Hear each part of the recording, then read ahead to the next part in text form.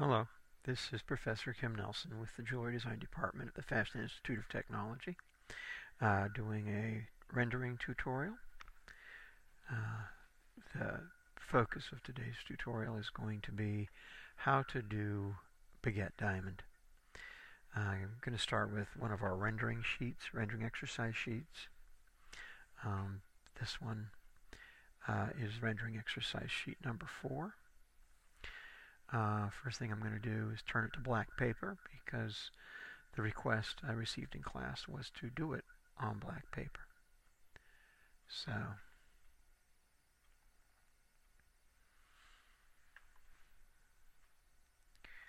going to zoom in.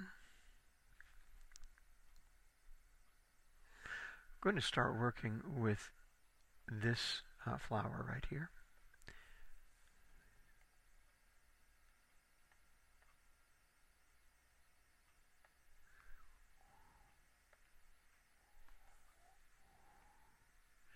And see what size pencil we need to work with.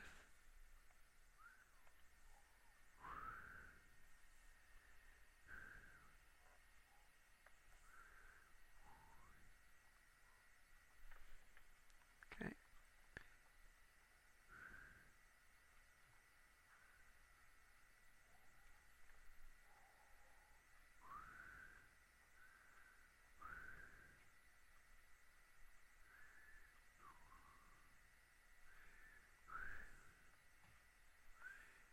Alright, there we go. Had the wrong brush working.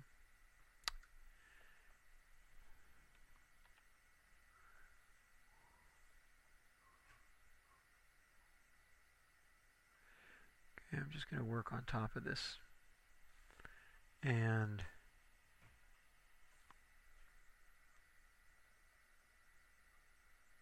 sketch in a rim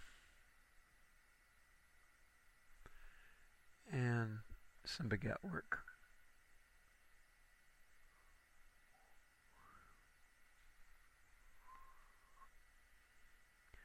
I'll do the same thing here.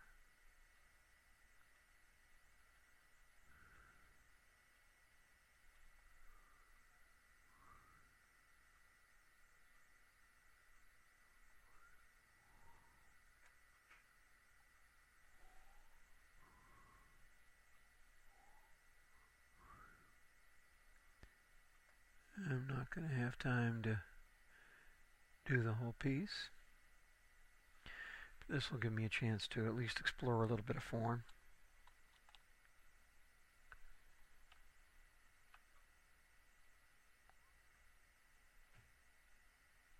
Go ahead and clean this drawing up a little.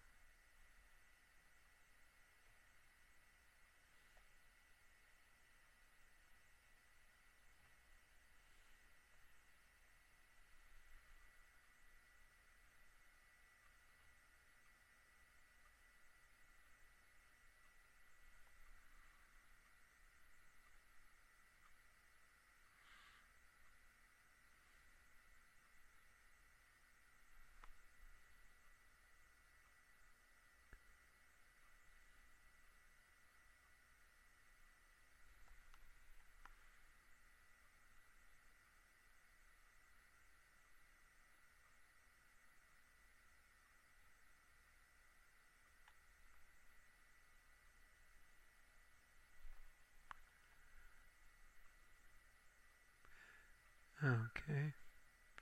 Trying not to spend too much time on this because this is not what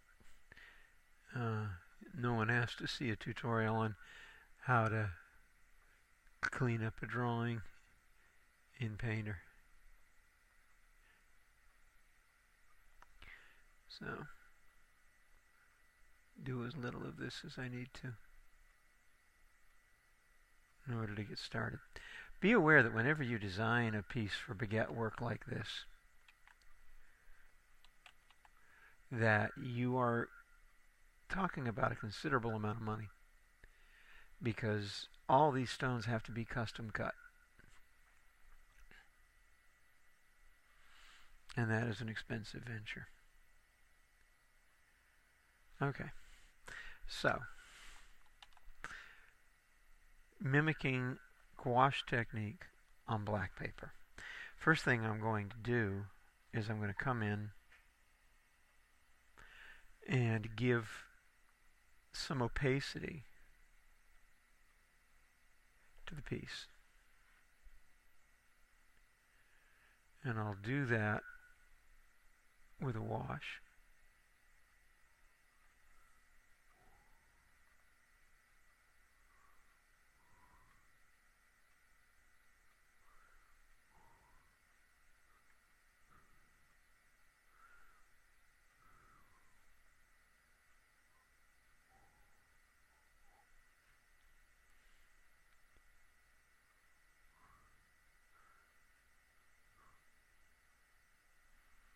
With a thin wash of white.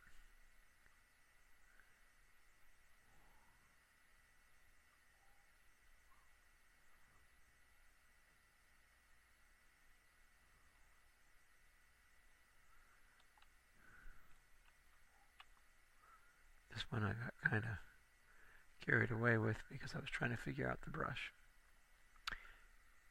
You do want the stones to stay a little bit darker than the metal.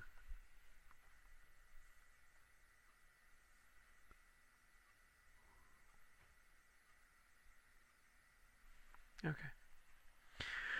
Then I would go ahead and actually build up the metal so that I had a solid frame to set the stones in.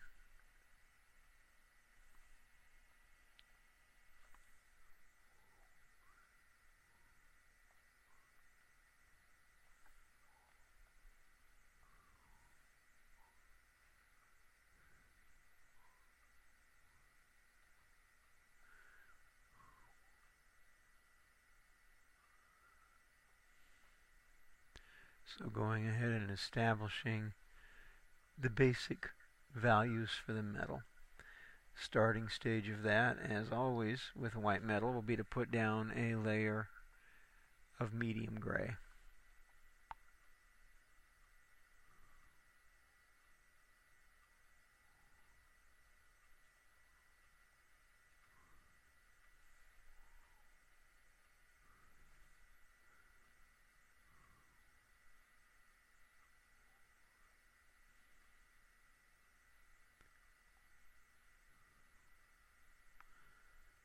I'll go ahead and kick in some color on the stem here and back as well.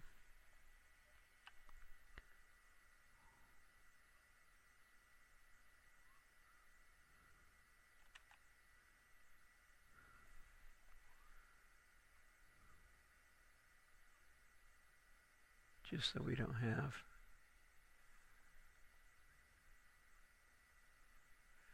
a complete disassociation between the stonework and the rest of this brooch.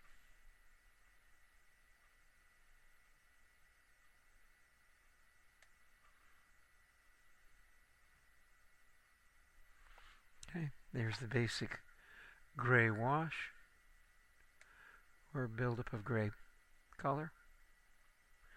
Come in and do my shading.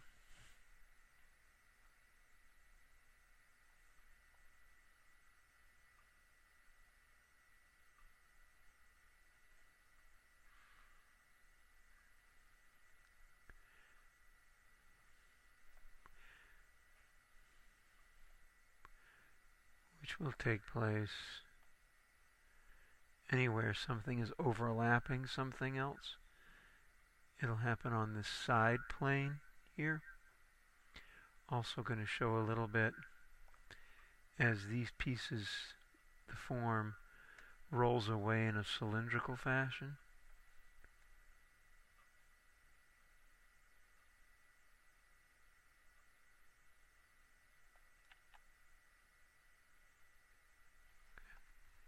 Come in with some highlight.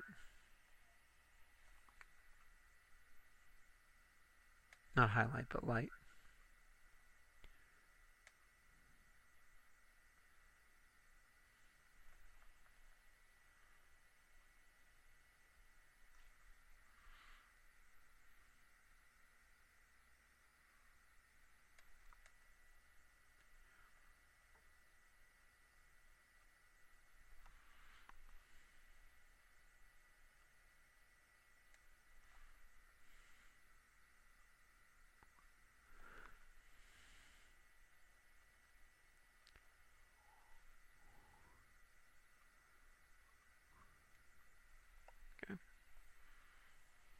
Come in with some core.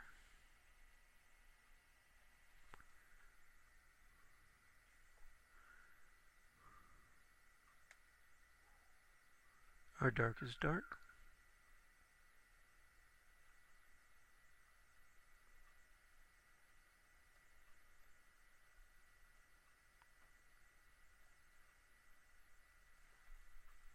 When you're working on baguette work against black paper, what you're doing is a series of washes of white paint. And what you're trying not to do is you're trying not to lose the darks. So you want to know where your light source is. You want to keep track of that.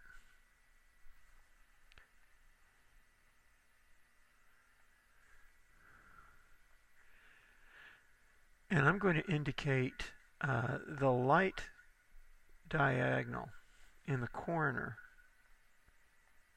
of each one of these stones first. And that's just a diagonal stroke.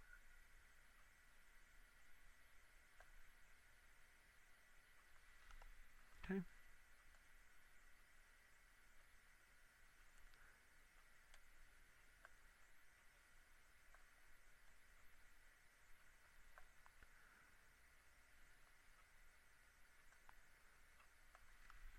Just like so. On some of the larger stones, I'll start to fill in sort of a triangular or a Y branch.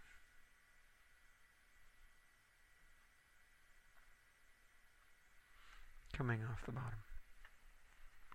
After I've done that, I'm going to come in and establish the crown facets. I want to establish each one of these crown facets, staying a little ways away from the edge.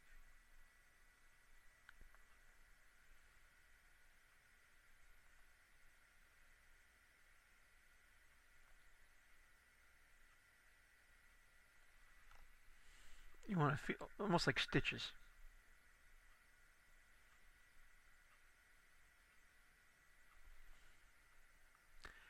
The larger the stone is in any direction.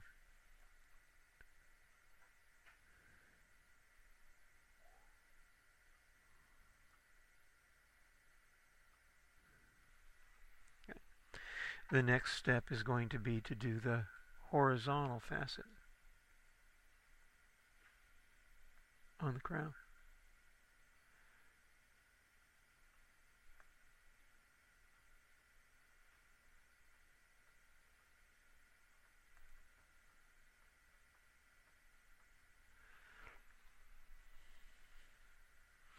This I am letting run all the way to the edge on the left, not quite to the edge on the right.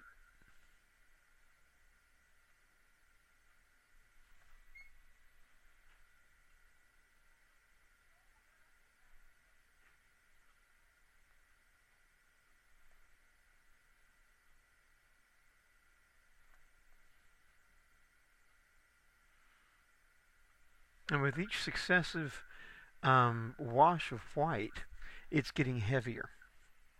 But I am not losing my dark areas in the stones. I'm hanging on to those. Okay. I am now going to go from a wash to more opaque color and do some delicate drawing, first in the pavilion.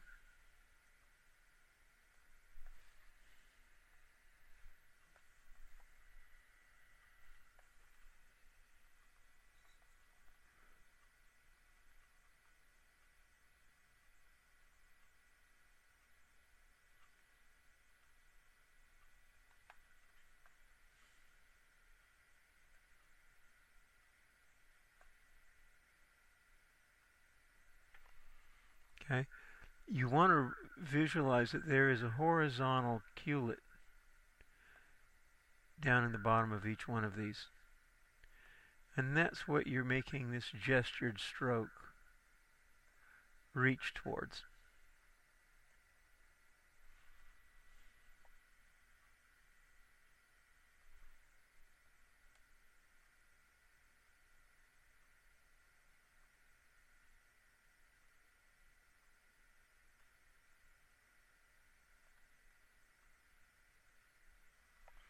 Okay.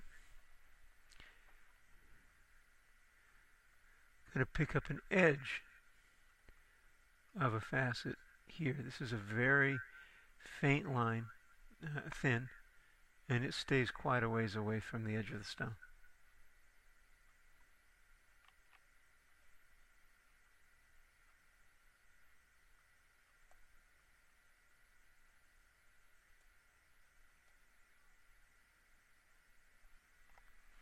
Okay. Fainter still, I'm going to pick up the bottom edge of each stone. Very fine stroke. I want to try not to bleed that into the facet line of the stone below it.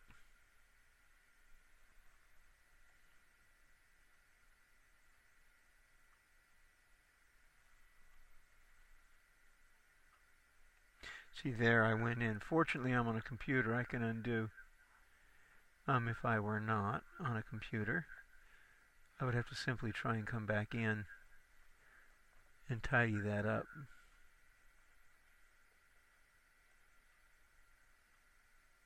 By hand. Okay. The last thing you want to, well, not the last, but next thing you want to do is run diagonal corners.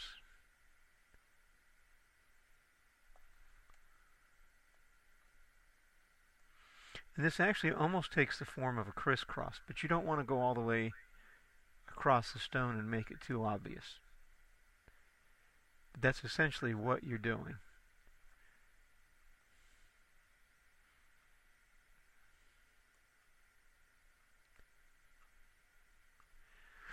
And that's the basic faceting pattern for the stones. Now it's a matter of deciding what more I need to do. Bigger stones, I'm going to catch the upper edge of a facet here.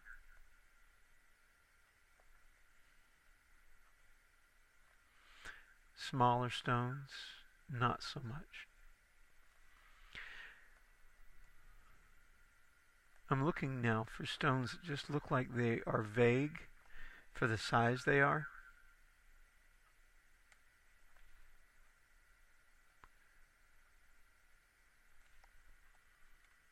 I'm going to come in along the edge without touching the rim of metal and do kind of a, and once again, this is a very thin brush stroke, series of brush strokes. I'm going to do kind of a stitched pattern along the back edge of the stones. In gouache, I'll actually sometimes do this as a continuous stroke. It looks nicer if it's not, though. And I'm going to do the same thing on the leading edge. Here it's more important that it not be a continuous stroke. Just like when you are working with a round stone, what you're trying to do is give the impression of lots of detail without too much work. You can come in, and I will, come in with some dark color. That would really be reserved for this bottom facet right here and the sides over here. Don't do it everywhere.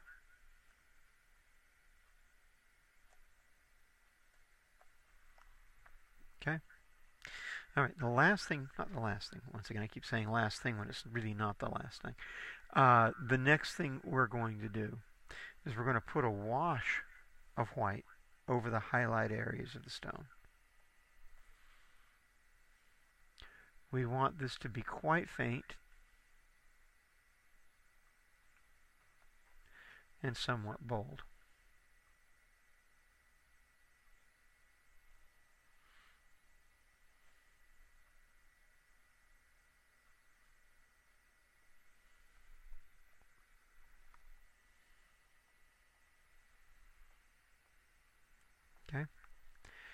And now the last thing we would do for these stones is we would come in with dead opaque white and pick out some of our important highlight facets.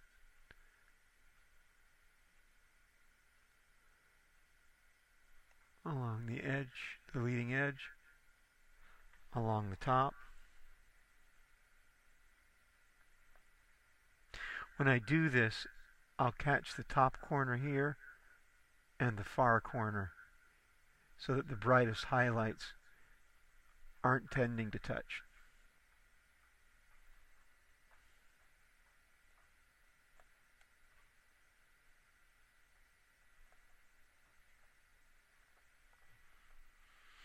And that's really